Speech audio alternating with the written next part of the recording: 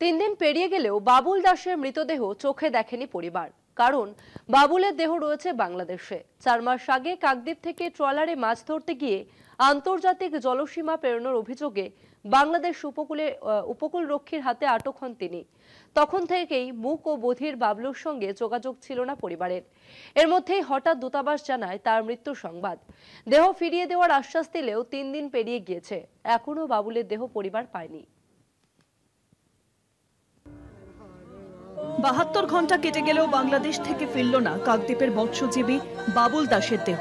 শারীরিক অক্ষমতা থাকা সত্ত্বেও পরিবারের হাল ধরতে 4 মাস আগে গভীর সমুদ্রে মাছ ধরতে গিয়েছিলেন মুক ও বধির 26 বছরের বাবুল। আন্তর্জাতিক জলসীমা অতিক্রম করার অভিযোগে তাকে আটক করে বাংলাদেশের উপকূলরক্ষী। 3 দিন আগে খবর আসে বাংলাদেশের জেলেই হৃদরোগে আক্রান্ত হয়ে মৃত্যু হয়েছে বাবুলের। পরিবারের দাবি, বাবুলকে পরিকল্পিতভাবে খুন করা হতে পারে। দেহ ফেরানোর আশ্বাস মিললেও 4 দিন পেরিয়ে গেছে, এখনো বাড়ি পৌঁছায়নি বাবুলের দেহ।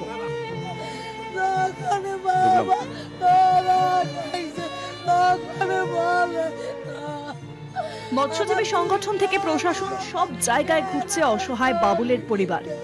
মৃত্যুর খবর পেয়েছি, এখনো আমার ছেলে যেখানে যাচ্ছে সেখানে বলে বডি ফিরবে, যে কবে ফিরবো না ফিরবে সেই কথা কেউ আমাকে গ্যারান্টি বলতে পারছে না। সবাই বলে আসবে। এখন আমি আমার পরিবার তরফ থেকে আমার দাবিটা, আমার ছেলে মারা গেছে ঠিক আছে, ওইখানে দেহ ত্যাগ করেছে, আমি চাই আমার মৃত্যুদেহটা আমার কাছে মানে পৌঁছার জন্য।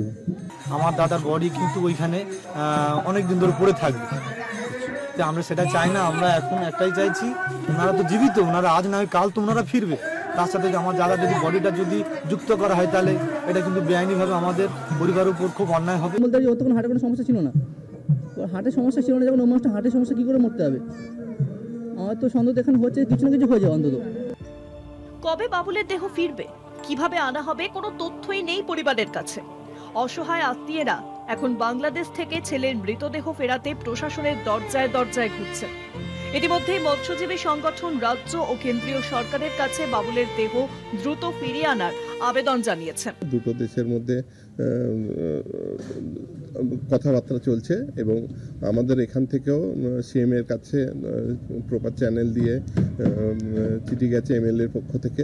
আমরা সবাই মিলে চেষ্টা করছি, ওখানেও বাংলাদেশে আমাদের যে হাই কমিশনার আছে উনিও চেষ্টা করছেন। মৎস্য যে জীবী সংগঠনের যে রয়েছে তাদের কাছে বারে বারে পরিবারের সদস্যরা যাচ্ছে, এমনকি যে ট্রলার মালিক যারা রয়েছে তাদের কাছে যাচ্ছে তাদের মৃতদেহ পাওয়ার জন্য।